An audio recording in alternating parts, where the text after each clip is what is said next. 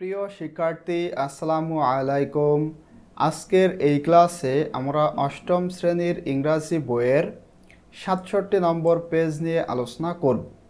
এখানে একটা টেবিল রয়েছে, কিভাবে তোমরা এই টেবিলটা কমপ্লিট করবা ইনশাল্লাহ আমি সেটাই দেখাবো। এখানে কি বলা হচ্ছে, the cohesive device used in the text. In the text বলতে উপরে যে টেক্সটটা আমরা পড়েছিলাম, এই যে টেক্সট, এই টেক্সটের ভিডিও আমি অলরেডি তোমাদের সাথে শেয়ার করেছি। তোমরা যারা দেখোনি অবশ্যই ভিডিওটা দেখবা। এবং এইটার ওপরে একটা নোট ছিল, সেখানে আমরা অনেকগুলা কোহেসিভ ডিভাইস সম্পর্কে জেনেছি এবং কোহেসিভ ডিভাইস কি সেটা আমি তোমাদেরকে সুন্দর করে বোঝানোর চেষ্টা করেছি। এই যে এইটা, তো এখন এখানে যে টেক্সটটা রয়েছে, অর্থাৎ এই যে এই টেক্সট থেকে তোমাদেরকে কোহেসিভ ডিভাইস আইডেন্টিফাই করতে হবে। যেমন সাচ অ্যাজ, এভাবে রয়েছে অর, তারপরে আরও অনেকগুলা কিন্তু রয়েছে, অ্যাজ আ রেজাল্ট। ঠিক আছে, এভাবে যতগুলা কোহেসিভ ডিভাইস এখানে রয়েছে তার মধ্যে থেকে তোমাদের কিছু ডিভাইস আইডেন্টিফাই করতে বলা হচ্ছে, সেটা আমরা এই ভিডিওতে ইনশাল্লাহ দেখব। এই যে the cohesive device used in the text, এই টেক্সটের মধ্যে যে সমস্ত কোহেসিভ ডিভাইস রয়েছে, ব্যবহৃত হয়েছে, সেইটা তোমাদের এই পাশে লিখতে হবে। এরপরে পারপোজ অফ ইউজ, এবং এইগুলা মানে যেগুলো তোমরা লিখবা সেই কোহেসিভ ডিভাইস ব্যবহারের উদ্দেশ্য কি সেইটা তোমাদের এখানে লিখতে হবে। খুবই সিম্পল এবং সহজ। তোমরা যারা কোহেসিভ ডিভাইস নিয়ে ওই ভিডিওটা দেখেছো তোমাদের কাছে পানির মতো সহজ মনে হবে। তো এখানে দেখো একটা করে দেওয়া রয়েছে, ফ্যাক্টরস অফ মেন্টাল হেলথ, মানে মানসিক স্বাস্থ্যর যে বিষয়, ফ্যাক্টরস মানে বিষয়, ইনক্লুড, এর মধ্যে ইনক্লুড রয়েছে বায়োলজিক্যাল ফ্যাক্টরস, জৈবিক বিষয়, সাচ অ্যাজ, যেমন জিনস অর ব্রেইন কেমিস্ট্রি, জিন অথবা রসায়ন, আচ্ছা মস্তিষ্ক রসায়ন। তো এখানে দেখো সাচ অ্যাজ, এটা হলো কোহেসিভ ডিভাইস এবং এই কোহেসিভ ডিভাইসের উদ্দেশ্যটা কি।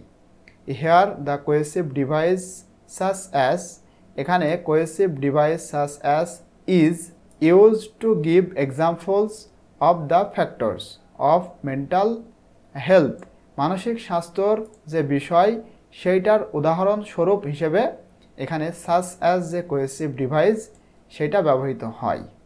তো এইভাবে করে করে তোমাদের এখনও কয়টা লিখতে হবে, 7টা লিখতে হবে। ঠিক আছে, এখানে তোমরা একটা কাজ করতে পারো, এভাবে পুরো সেন্টেন্স না লিখে শুধুমাত্র, যেহেতু তোমরা টেক্সটটা পড়েছো, শুধুমাত্র কোহেসিভ ডিভাইসটা এখানে লিখলেই এনাফ, এই সেন্টেন্স আর লেখার দরকার নাই। তো কিভাবে তোমরা এটা লিখবা আমি ইনশাল্লাহ সেটাই তোমাদেরকে দেখাবো। এখানে দেখো আমি অলরেডি সেটা লিখেছি। এখন আশা করি তোমরা একটু মনোযোগ সহকারে ক্লাসটা করলে সুন্দর করে বুঝতে পারবা। এখানে দেখো প্রথমটা করে দেওয়া রয়েছে সাচ অ্যাজ, মানে যেমন, এটার তো আমরা উদ্দেশ্য দেখলাম। পরবর্তীতে আমি লিখেছি অ্যান্ড, এগুলা কিন্তু সবই তোমাদের ওই টেক্সটের মধ্যে রয়েছে। অ্যান্ড মানে কি এবং, এবং এইটার উদ্দেশ্য কি, দ্য ওয়ার্ড অ্যান্ড, এই যে ওয়ার্ড অ্যান্ড, তোমরা কিন্তু প্রতিটার ক্ষেত্রে যে এই যে আগের এইটুকু লিখতে পারো। ঠিক আছে, তুমি যদি এইটুকু লিখতে চাও, মনে করো তুমি এখানে লিখলা, এই যে এভাবে করে তুমি এখানে এটা লিখতে পারো যে হিয়ার দ্য কোহেসিভ ডিভাইস, এই যে অ্যান্ড, তোমরা এখানে এটার জায়গায় শুধু অ্যান্ড লিখতে পারো। ঠিক আছে, এভাবে here the cohesive device and is.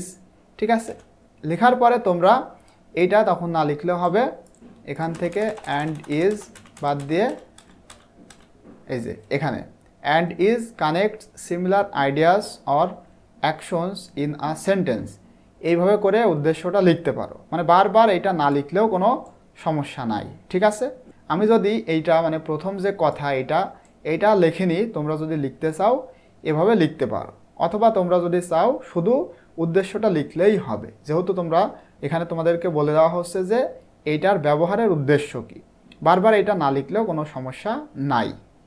তো এরপরে দেখো, আচ্ছা অ্যান্ডের উদ্দেশ্য কি, কানেক্টস সিমিলার আইডিয়াস, একই রকম ধারণা সংযোগ করা, or actions in a sentence, বাক্যর মধ্যে অ্যাকশন যদি একই হয় সেটাকে সংযুক্ত করাই হচ্ছে অ্যান্ডের কাজ। এরপরে দেখো লিখেছি অর, অর মানে কি বা এবং অথবা। ঠিক আছে, অথবা তো এটার উদ্দেশ্য প্রোভাইডিং অল্টারনেটিভস অর অপশনস, মানে বিকল্প প্রদান, বিকল্প কোনো কিছু প্রদান করা। এরপরে অলসো মানে এছাড়াও বা আরও। তো এটার উদ্দেশ্য হচ্ছে adding another piece of information, তথ্য আরেকটু মানে যোগ করা, তথ্যের আরেকটা অংশ, মানে একটু তথ্য অতিরিক্তভাবে যুক্ত করা। এরপরে বিকজ মানে কারণ, এটার উদ্দেশ্য শোয়িং কজ অ্যান্ড ইফেক্ট, কারণ এবং প্রভাব দেখানো। এরপরে লিখেছি ফার্দার মোর মানে উপরন্তু।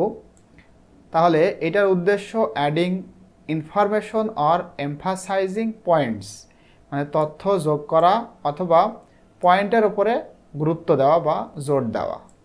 এরপরে ইন আছে, এটা 7 নম্বর, এটা 7 নম্বর, এটা হলো 8 নম্বর।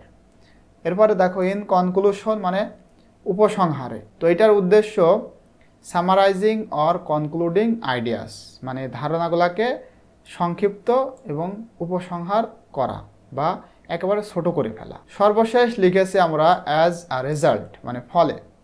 তাহলে এটার উদ্দেশ্য indicating the consequence of a previous action, মানে ইন্ডিকেট করা, নির্দেশ করা, the consequence of previous action, মানে আগে করা হয়েছে এমন একটা কাজের ফলকে নির্দেশ করা, মানে পূর্ববর্তী কর্মের পরিণতি নির্দেশ করা হলো অ্যাজ আ রেজাল্টের কাজ। ঠিক আছে, আশা করতেছি তোমরা এটা সুন্দর করে বুঝতে পেরেছো।